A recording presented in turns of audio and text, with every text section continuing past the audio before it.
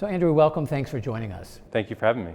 So let's skip the buzzwords and the shiny objects. What is IT modernization really in your mind? I think for me, IT modernization really is about three things. I think first, it's about enabling our government to take full advantage of technology that's available today to really make the world a safer and a better place and to better enable us to serve our citizens. I think the second piece of it is to do that in a way that minimizes the cost to the government and the taxpayer, to find more efficient ways of delivering that technology to solve the problems.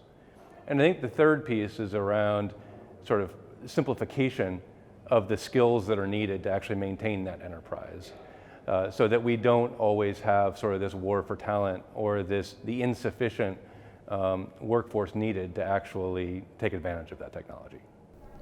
So how does modernization affect people, whether it's those in agencies or the Americans who depend on these services?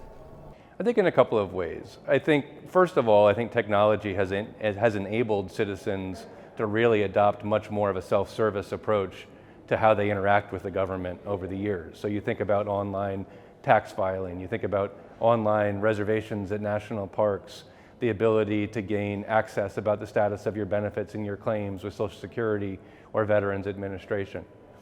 I think it's also, when done well, significantly accelerated and simplified the processes of interacting with the government. Again, think about the cases of VA benefits or Social Security benefits. What used to be processes that had backlogs of months, we can now, using automation and technology, get done in a matter of days. So it's improving the overall quality of service that we deliver to our citizens and our stakeholders.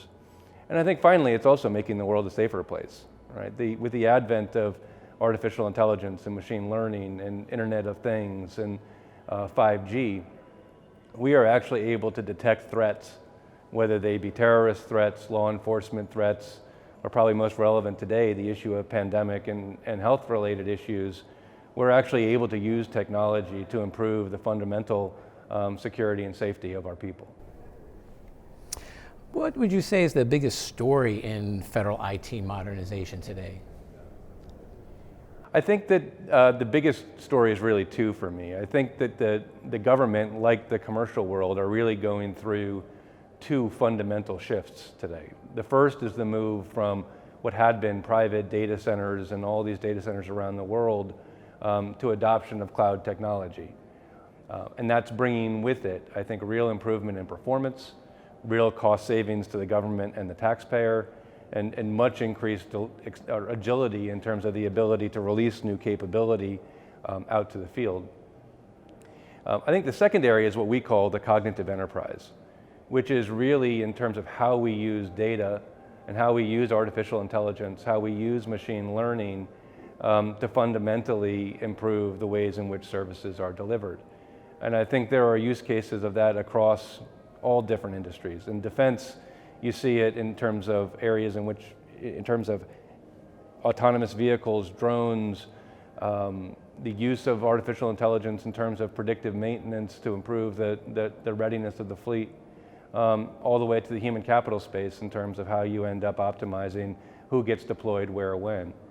In Homeland Security, you see the use of visual analytics and data being used anywhere from transportation security to customs and border protection to law enforcement, to really enable us to better protect against threats, to identify terrorists and criminals, and to improve our overall security posture. You see it in areas like FEMA in terms of how data can be used to mitigate the risk of natural disasters and to address issues in that space.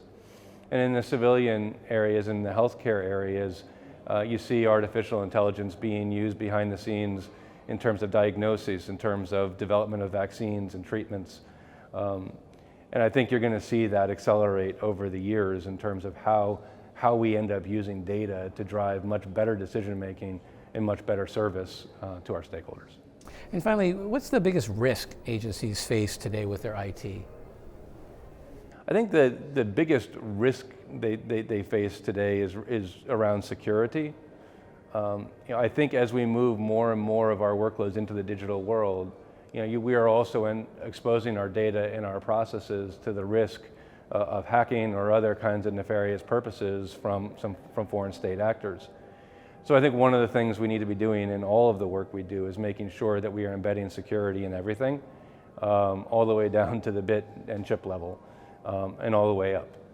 Because we really have an obligation to protect our citizens' data, to make sure that that doesn't get used for bad purposes. And from an overall national security posture, we also need to make sure that we're protecting our borders and our people from terrorist acts and from potential foreign bad actors.